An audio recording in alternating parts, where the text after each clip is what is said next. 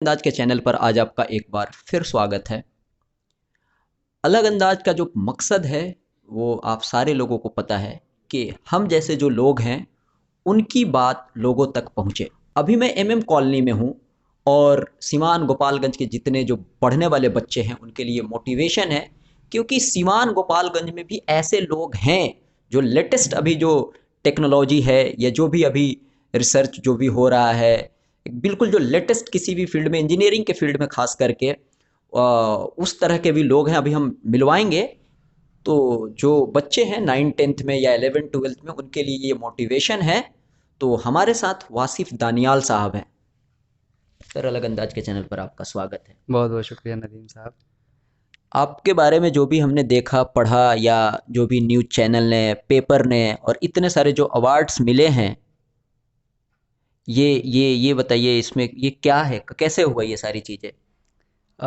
इसको आप इत्तेफाक समझिए या किस्मत या मेरी मेहनत। हम्म। सबका कुछ ना कुछ योगदान रहता है। जी जी। माँ बाप, कुछ दोस्त, फैकल्टीज़, प्रिंसिपल हम्म। और टीचर्स का। तो शायद कुछ सोशल वर्क, लोगों की दुआ, कुछ मेरी मेहनत और शिद्दत, इन तीन चार चीज़ों के वजह से शायद आज जो आप देख रहे हैं हम्म। या लोग सुन पा रहे हैं, हम्म। शायद इसी का मकसद इसी चीज़ की वजह से है। आज हम्म। वासिफ दानियाल मोहम्मद शौकत साहब के बेटे हैं, मतलब कि मैं, हम्म।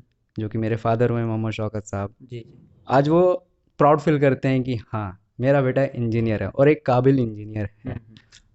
ठीक है। आपकी जो वीडियो हमने देखा था, जो पहले का इंटरव्यू है, उसमें हमने देखा था कि आप जो नॉर्मल सिंपल स्टूडेंट होते हैं जिनको क्लास में टीचर भी मोटिवेट नहीं करता है और शाबाशी भी नहीं देता है, स्टार्टिंग में आपके साथ वही हाल था।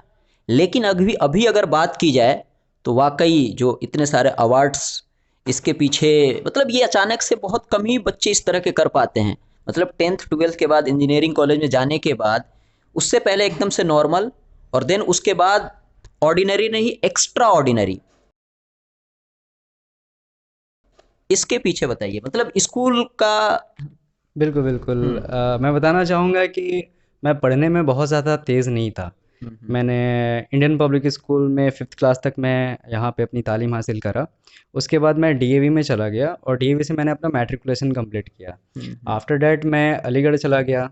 अलीगढ़ में भी हर एक इंसान के साथ कुछ ना कुछ इंसिडेंट होता है। मेरे साथ भी कुछ इंसिडेंट हुआ। लाइक मैं पढ़ने में ज़्यादा तेज़ नहीं था। इंटरमीडिएट के लिए मैं गया अलीगढ़ और मुझे पैरालिसिस अटैक भी हुआ, ब्रेन ट्यूमर हुआ। बहुत सारी चीज़ों के साथ मुझे फ़ाइट करनी पड़ी। हम्म। लेकिन कहीं न कहीं हर एक सक्सेसफुल पर्सन के पीछे कुछ इंसिडेंट ही होती है जो उसको आगे तक पहुँचाती है। हम्म। तो ज़िंदगी ने कभी किसी को मौका दिया या फिर कुछ लोगों ने उन्हें पुश किया आगे, तो मुझे लगता है कि दुनिया की कोई ताकत उन्हें आगे बढ़ने से नहीं रोक ये स्कूल सकती। से आपको बहुत ज़्यादा सपोर्ट नहीं मिला? आज भी प्रैक्टिकल वगैरह पे जी, जी, बिल्कुल। बहुत ज़्यादा सीमान गोपालगंज के जो स्कूल वाले हैं वो, मैं भी टीचिंग फील्ड से हूँ, मुझे कहीं ना कहीं लगता है कि कमी है कहीं ना कहीं। अगर ऐसा होता आपके साथ तो अभी आप कहाँ होते हैं? मतलब 9th 10th में आपको प्रैक्टिकल बिल्कुल। वगैरह चीज़ें अगर सिखाई गई होती या जो भी पढ़ाया जाता उसको बिल्कुल फील करके पढ़ाया गया होता, तो फिर अभी आप कहाँ होते हैं? बिल्कुल सही बात है। जैसा कि मैं समझता हूँ इस चीज़ को कि 9th 10th में जब प्रैक्टिकल्स एग्ज़ाम होते थे, हम्म। तो मुझे समझ में नहीं आता था। उस वक़्त सिर्फ़ एक ही कंसेप्ट रहता था कि हमें एग्ज़ाम पास आउट करना है, हमें अच्छे मार्क्स लाना है, वरना दोस्त हँसेंगे, घर वाले बोलेंगे। उस वक़्त सिर्फ़ एक मोटो रहता था कि हमें बस एग्ज़ाम पास करना है, इस वजह से हम प्रैक्टिकल्स देते हैं और थ्योरी पास आउट करते हैं, ठीक है? जी।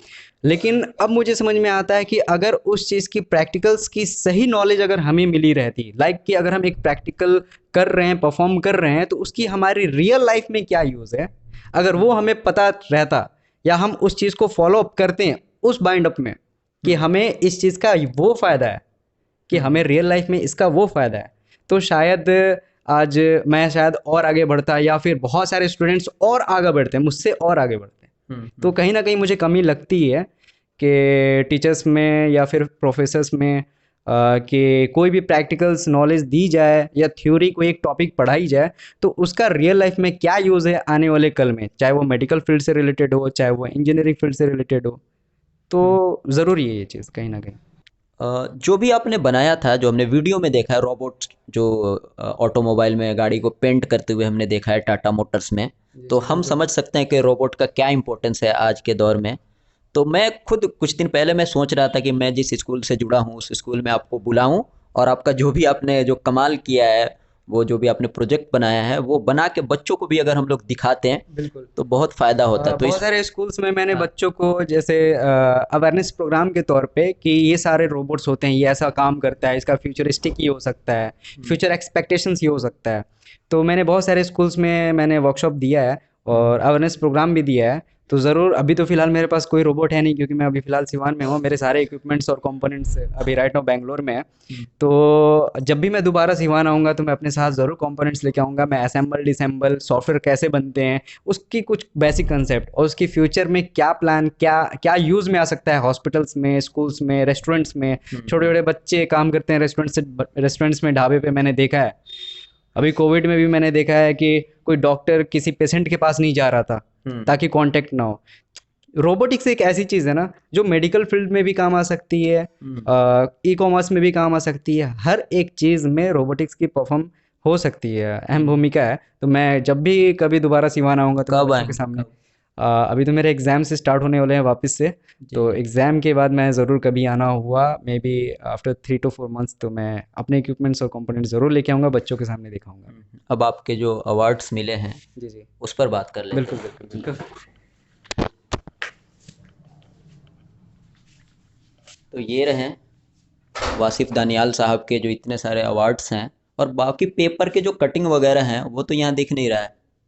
जी, पेपर कटिंग का अभी तो वो सब सारी चीज़ें बैंगलोर में मैं रखा हूँ हुँ, क्योंकि हुँ। कहीं ना कहीं वो मुझे कभी किसी कंपनी में बैठने में जब काम आता है हुँ, हुँ। तो उस वक्त मुझे लगता है कि वो मुझे काफ़ी इम्पोर्टेंस देती है। हुँ, हुँ।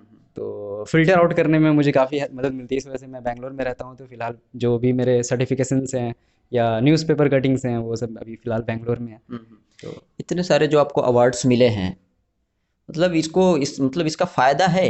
मतलब बिल्कुल बिल्कुल गवर्नमेंट बिल्कुल इसको बिल्कुल। गवर्नमेंट छूट देती है? अगर आप गवर्नमेंट्स को दिखा रहे हैं कहीं भी कुछ वैकेंसी वगैरह या चीज़ें इस तरह की कुछ भी होती है, जी जी तो अगर आप इतने सारे अवार्ड्स सर्टिफिकेट्स वगैरह दिखाते हैं तो फ़ायदा अब तक हुआ है कि नहीं, या और क्या फ़ायदे हैं? बिल्कुल ये बिल्कुल। जो बच्चे देखने वाले हैं या जो भी देखने वाले हैं उनको थोड़ा समझा दें। बिल्कुल, मैं बता दूँ नदीम साहब कि इन सब चीज़ों का जितनी भी एक्स्ट्रा ऑर्डिनरी की चीज़ की जो अचीवमेंट्स होती है, इसका हम्म, बहुत ज़्यादा अच्छा आपके लिए फ़ायदेमंद होता है। हम जो स्टूडेंट्स हैं उनके लिए बहुत ही ज़्यादा फ़ायदेमंद होता है। हम्म, एग्ज़ाम्पल मैं देना चाहता हूँ मैं अपना खुद का, कि मैं जब कॉलेज लाइफ में इंजीनियरिंग कर रहा था, मैं जब बीई कर रहा था भोपाल टीआईटी कॉलेज से, तो उस वक़्त सिर्फ़ मेरे कॉलेज में बहुत सारी कंपनियाँ आती है, बहुत ज़्यादा कंपनियाँ आती है हम्म, और मैं सिर्फ़ 6 कंपनी में बैठा था क्योंकि मैं जहाँ मेरा मुझे लगता है कि मैं इस कंपनी में या इस फ़ील्ड में ज़्यादा बेहतर कर सकता हूँ, मैं उसी कंपनी में, मैंने 6 कंपनी में बैठा था। कई हम्म, हज़ार कंपनियाँ थे, 6 कंपनी में बैठा जिसमें से 5 कंपनी में मेरा प्लेसमेंट हुआ। अब वो 5 कंपनी में प्लेसमेंट कैसे हुआ? जैसे कि एक बैच में 2000-3000 बच्चे पास आउट होते हैं, ठीक है? हम्म, एक ईयर में, एक बैच में 3-4 हज़ार स्टूडेंट्स इंजीनियर बन कर के पास आउट होते हैं। अब एक कंपनी आती है, उनकी उनकी रिक्वायरमेंट होती है सिर्फ़ 10 लोगों की, 10 हम्म, स्टूडेंट्स, 10 इंजीनियर की रिक्वायरमेंट होती है। अब वो 3000 लोगों में से 10 बच्चे कैसे फ़िल्टर आउट करते हैं? हम्म, सबकी डिग्री सेम, सबके ब्रांचेस सेम, सबके हम्म, मार्क्स अप्रॉक्सिमेट सेम या थोड़े कम, थोड़े ज़्यादा।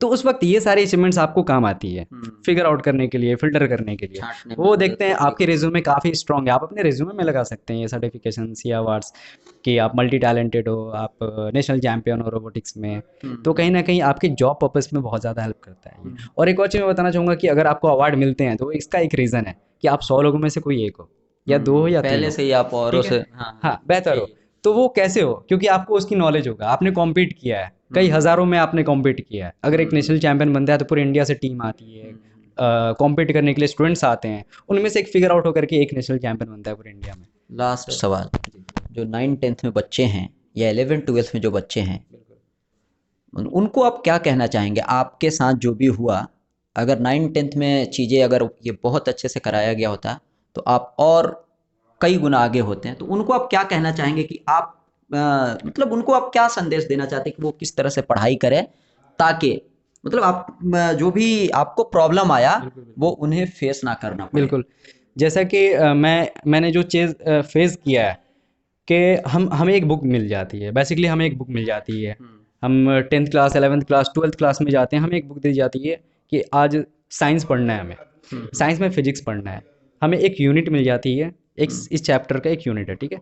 अब इस यूनिट में 10 टॉपिक है, तो टॉपिक पढ़ा दी जाती है। जैसे मैंने पहले भी बताया था कि बच्चे सिर्फ एग्ज़ाम पास आउट होने के लिए पढ़ते हैं। बच्चों, एग्ज़ाम पास आउट होने के लिए मत पढ़ो, हम्म नॉलेज के लिए पढ़ो। सोच रही है तो हम्म। इंटरेस्ट के ऊपर आप मेडिकल फील्ड में भी जा सकते हो, बहुत सारे ऑप्शंस हैं। जिस फील्ड में मतलब बच्चों को इंटरेस्ट है उस फील्ड बिल्कुल में अगर जाएंगे तो ज़्यादा बेहतर होगा। बेहतर होगा। मैंने वही चीज़ किया। मैं जी। सेमी गवर्नमेंट में मेरा WBJ मेंस क्वालीफाई हुआ, हम्म आलिया यूनिवर्सिटी मुझे मिला, मैं छोड़ के आ गया, मैं प्राइवेट हम्म से किया। क्योंकि ये ब्रांच आपको नहीं मिल बिल्कुल, रहे थे, क्योंकि अच्छा, मुझे जो नहीं मिल आपको रहा जिस था। इसमें इंटरेस्ट था। बिल्कुल, बिल्कुल। मैं बैंगलोर क्यों गया? क्योंकि मुझे ऑटोमोटिव चाहिए था। पूरे हम्म इंडिया में बहुत कम जगह है। मैं हम्म चाहता तो बहुत कम पैसे में और जगह से एमटेक कर सकता था, लेकिन मैंने हम्म। नहीं किया क्योंकि मेरा फील्ड ऑफ इंटरेस्ट खत्म हो जाता। जी जी मैं जी। लाइफ में बोर नहीं होऊँगा। हम्म।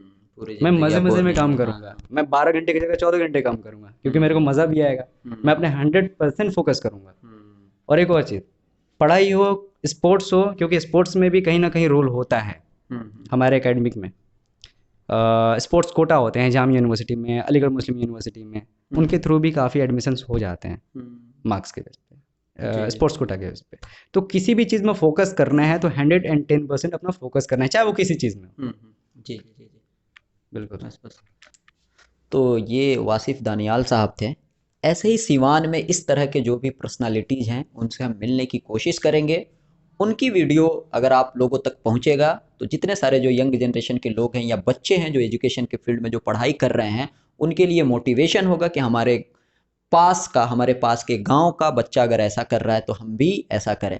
तो इस तरह की चीज़ें हमारी टीम करेगी, जो अपने इलाके में जो अच्छे लोग हैं जो मतलब सक्सेस हो गए हैं उन तक पहुंचने की कोशिश करेगी। ऐसे ही अगर आप हमें फेसबुक पे देख रहे हैं तो हमारे पेज को फॉलो कर लीजिए, और यूट्यूब चैनल पे देख रहे हैं तो हमारे चैनल को सब्सक्राइब कर लीजिए। ऐसे ही बने रहिए, देखते रहिए नदीम अलग अंदाज।